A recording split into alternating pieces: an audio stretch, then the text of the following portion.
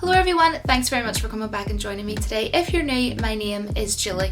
Now if you haven't seen this movie, massive spoilers ahead, so please click out of the video, stay off the internet and come back once you have seen it. For all of you that are still here, oh my goodness, Thor, what a legend in the moment where he cuts off Thanos' head and Hulk's like, what did you do? He said, I went for the head. I found it freaking awesome. Let's just get this movie review started.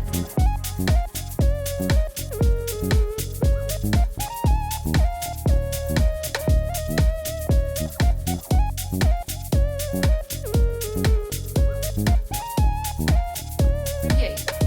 So I went to see the movie last night and I did enjoy it, but do have my concerns, which I'm going to be talking about. One thing I will say really quickly though is I'm really glad that Captain Marvel was only in it for about 10 or 15 minutes, because I had my concerns and I didn't really want to be watching her for long at all in this movie.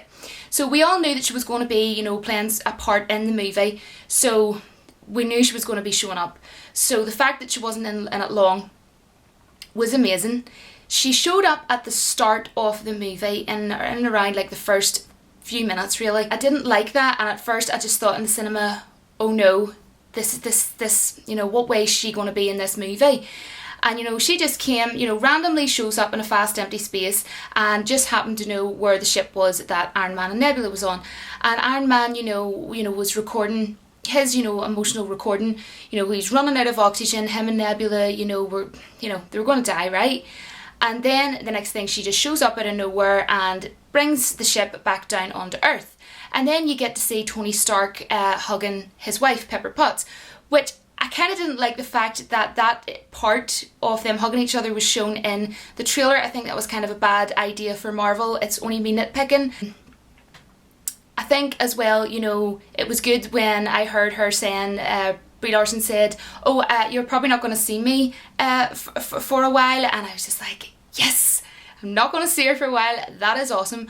But at the start of the film, she just is pretty much like, you know, you didn't have me before, you know, this is how we're going to go about the whole, you know, Thanos situation. So they track down Thanos at the start of the film, and they look at the gauntlet and they realise that, you know, all the stones are not in the gauntlet. And they're like, well, where are the stones? Because we know that you used it 2 days ago, sort of thing. And then Thanos explains to them, and they're in like total disbelief, that I used the stones to destroy the stones. And they're like, oh gosh, well, what the frig are we going to do now, sort of thing. So then Ant-Man, you know, if you're not familiar with Ant-Man and the Wasp, then you'd be a bit confused. But in the movie Ant-Man and the Wasp, which I love, he went into the quantum realm at the very end of the movie, and then, you know, we'll move on 5 years, and, you know, he comes out of the quantum realm, so 5 years have passed, and I want to give a lot of credit to Paul Rudd, who plays Ant-Man, because, you know, he pretty much strongly is sort of like the character of the story in a sense, because if you think about it, he's the one that goes and gives the idea, because he goes and tells Black Widow and Captain America that, you know, it is possible to time travel because he's did it. He's been away 5 years, and it was kind of sad because, you know, he's sort of like walking around like, what is going on? And then when he goes and, you know, finds his daughter and realizes like Cassie's like older looking, he's like, well, okay, I've been away for 5 years. And it's so funny when he goes to Black Widow and Captain America, and he's like, oh, you know, I need to talk to you, but like, is anybody going to eat that peanut butter sandwich? So funny, that would be me. I love peanut butter. And then they all go and talk to Tony Stark, and they're like, look, you know, this is the thing, you know, it's possible that we can, you know, help sort of resolve this sort of thing and, you know, fix things. And Tony Stark's like, no, not a chance, you know, I've built my life here. And he has like this little cute daughter, and I like that sort of that sort of story with Tony Stark and his daughter, and, you know, that him and his wife had built a life together for those 5 years, and they'd had a daughter together, and she was cute, and that was a really nice sort of thing in the movie, I thought. And the daughter was like, I love you times 3,000. It's so cute. So then, you know, you sort of see him after that in the kitchen, and, you know, he's looking at the photograph of him and Spider-Man, and, you know, he gets to sort of thinking, And then, you know, he realises, yes, okay, there is a way to, you know, time travel. And he says to his wife, like, you know, I've figured it out, you know, it is possible, we can do it. So then he decides to join them, and, you know, Black Widow, you know, wants to get back Ronan, who was Hawkeye, of course, but became Ronan. So, you know, that's what I liked, because he became Ronan in the comics. So I liked that they sort of stayed to, you know, the comics. And what was really cool was that was in Tokyo, Japan, and he sort of just turned around, and, you know, she was saying to him, look, I'm sorry I'm giving you this news late, but, you know, there is hope. There's hope. We can maybe fix this. And, you know, that's such an emotional scene. I really liked that. And then them two took each other's hands and they were standing in the rain, and I just thought it was really well shot, that scene. Really liked that. But one thing I want to now talk about is a character that just did not work for me in this movie, and unfortunately it's my, like, favourite Avenger. I've even got behind me, I love Thor. Did not like the direction that they took Thor in this movie, even though I found some parts funny. I just thought he was very dumbed down by Captain Marvel. You know, I mean, at the end fight scene, you know, she just comes out of nowhere and destroys Thanos' ship and thinks like she can just run along and run over to Thanos and be like, you know, I'm going to take your gauntlet off your hand here. I haven't been pretty much in the whole movie, but I'm going to come along and try and take that off your hand. And you can see, like, she's overpowering him, and to the point, guys, that he has to actually bear in mind, take the Power Stone from the gauntlet and put it in his hand and then punch her, which, may I also add, was a classic scene. You know, she ate her humble pie. She said that Thanos should be afraid of her. He kind of punched you in the face, love. You know how after, like, a battle, you know, Thor would have always had, you know, this big massive sort of like feasts? Well, that doesn't really make sense, because for thousands of years, every time there was a battle, there would have been a big massive feasts, right? And, like, think of how big these feasts were that they would have had, right? For thousands of years. And then in this movie, I thought it was silly. It was funny at first, but then the fact that he stayed fat the whole movie, just, it really bothered me, guys. It really did. And, like, I know people are saying, oh, but he can still kick ass even though he's fat. But, like, you know, look us up on Google if you don't know who this is. Zach Wilde, right? Look it up on Google if you don't know who Zach Wilde is. But seriously, how did he all of a sudden become looking like Zach Wilde? Like, where did that even come from? Do you know, but yet he was able to put all that weight on, drinking beer and eating for 5 years, you know, in Norway. But yet, you know, what about before when he was fighting battles? And And, you know, I just thought it looked a bit strange, and that's not how I wanted to see my Avenger Thor. I'm sorry. Another thing I had an issue with was another character who is a favourite of mine, who I also love. Basically, the two strongest Avengers, in my eyes, the Hulk. Right? The Hulk and Thor. Did not like the direction that those two characters were taken in. The Professor Hulk sort of whole deal didn't work for me, it didn't fit. He was sitting sort of taking selfies and everything, and you're just like, yeah, half the universe is dead and these kids have smartphones and they're taking selfies. And, like, you know, I just don't like stuff like that being thrown into movies. And then the whole Fortnite thing at the start, you know, with Thor when he had his big fat belly and everything. And it's like, Fortnite, seriously, if I hear the word Fortnite one more time, like, just shut up. You know, it's just, I don't know. So it just seemed to me like those two, Thor and the Hulk, it bothered me because they just didn't seem like my Avengers. And I also was kind of hoping, because I knew the Ancient One was going to be in this, I kind of thought, well, I wonder maybe would she maybe be helping him control his anger, you know, from the whole Infinity War thing. But then looking at it now, do you know what, I'm kind of glad they didn't, because they wouldn't have had the time to fit that in. I like the fact that this movie really focused on the main cast. You know, they really focused on Iron Man, you know, he started it all, so brilliant. Marvel, loved that. Loved that they focused on Captain America, loved his whole story in this. You know, focused on Thor, Ronan, you know, I'm glad that they did it, you know, because of the comics and everything, I'm glad that he was Ronan in this. Ant-Man as well, as I say, was one of the most important characters in this whole movie, because he had introduced the idea of the story, simple as. And, you know, I'm really glad that they focused so much on Nebula, and, you know, Karen Gillan is an amazing actress, and I think she does Nebula perfectly. So I've heard a couple of other people that I know that love Nebula, and they're really glad that she got such a good story and such good screen time, and I loved what they did with Nebula in this movie, especially with Nebula and Gamora as well. For the most part, the fight at the end was good, and I thought the ending was actually really good as well. You know, how it all sort of ended, and you know, the best way I would explain it was satisfactory for me. I was happy with that ending. You know, I left the movies and said, you know what, I'm happy with that ending. Iron Man's death, I didn't cry, and I think the reason why I didn't cry, like, I felt really emotional, I felt really sad, and I felt really moved, but it was also kind of because he got to defeat Thanos. And you know, as much as I wanted Thor to defeat Thanos, I actually didn't really mind who defeated Thanos as long as it wasn't Captain Marvel, as a lot of you know. But Iron Man started these movies back in 2008, so you know what?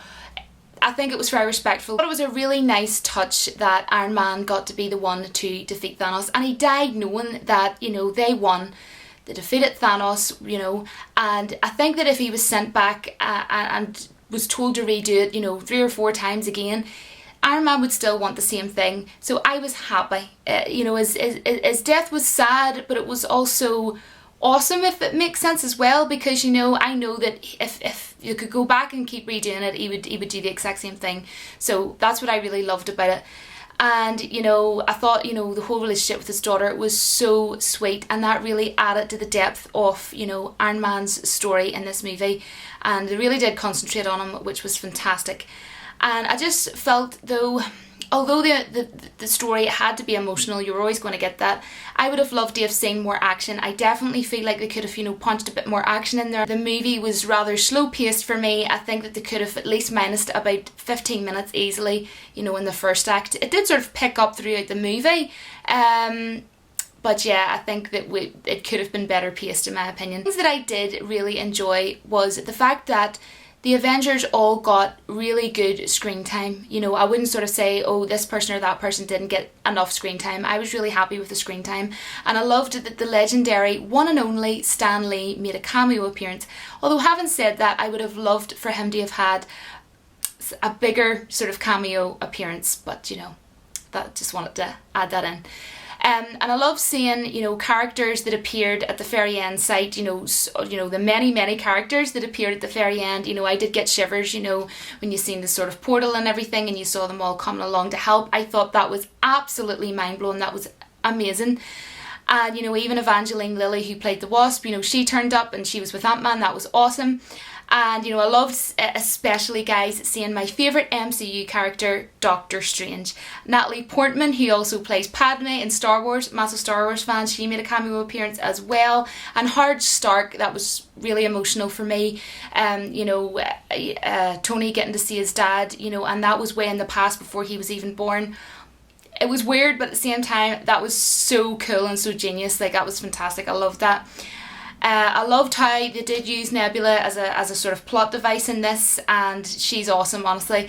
And I like that they were all split up. It gave me definitely Infinity War vibes, you know, the way to split the cast up.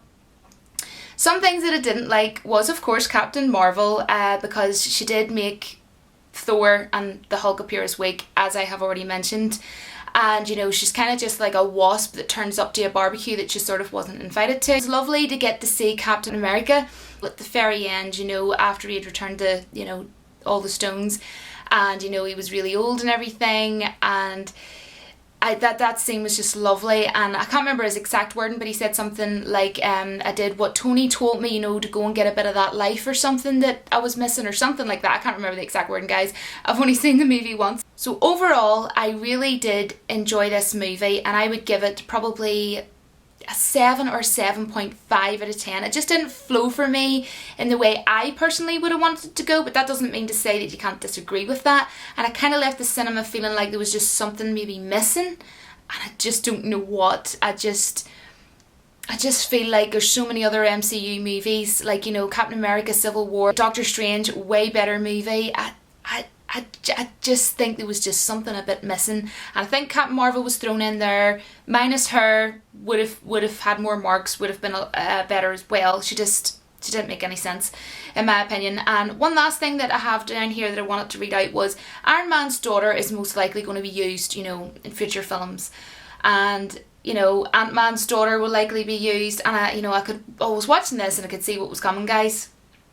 An all-female cast, and it's obvious with all the women at the end, you know, when they were all lined up in this film, you know, standing beside each other like it was some sort of like, you know, women's statement or something. You know, it just seemed a bit like much, like all the women all lined up together, almost as if to say like, yeah, this is where we're going here. And then, you know, Thor gives Asgard to, you know, Valkyrie, and, you know, we've got Brie Larson, who talks nothing about, you know, female empowerment. So I can honestly see an all MCU female, you know, cast coming out, and I'm not saying it bothers me, but it bothers me in the fact that it's the way they're going to probably do it, you know, the way Marvel are probably going to do it. And, you know, the sat and they let Brie Larson run her mouth, and, you know, I don't know. I mean, it ended, you know, I liked how it ended, you know, with the whole Captain America story. I thought that was just perfect. Some die-hard fans, I can't understand, of Iron Man will be really, you know, upset and thinking like, I didn't want that to happen or whatever, but I think that it was a perfect ending. That's the way Iron Man wanted to go. He you know, he wanted to do this for the rest of the Avengers, and, you know, he just wanted to make things right, you know, and do it for the right reason. And you know what? I think that's amazing. That's what makes Iron Man's story so amazing, you know. Back from 2008 to now, you just go, wow, what a hero. Iron Man is a massive, legendary hero, and I just think that's amazing. You know, I did get shivers, I did feel upset, but I didn't cry because he got to defeat Thanos. And, you know, with those two different emotions, it just comes out as a, you know what, that's a good ending that I am happy with. And it was funny when Thor took off with like Star-Lord and everyone, so he's going to be in Volume 3, Guardians of the Galaxy Volume 3, and it was so funny. It was like, so we're as Guardians of the Galaxy. So funny. So yeah, it's going to be interesting as well to see how the relationship's going to be with Gamora and Star-Lord in this, you know, because, you know, it's going to be really cool to see what way that is going to work now with the way everything is. So yeah, it's going to be interesting. I don't know what the future holds for, you know, Marvel and the MCU. It doesn't really seem too promising, to be honest. The only thing I'm sort of looking forward to is Guardians of the Galaxy Volume 3, but I don't really know if Marvel's going to be for me after that. But let's see, guys. Let me know what you thought about the movie in the comment section below, and I love you all times 3,000, and if you didn't get that, get off my channel.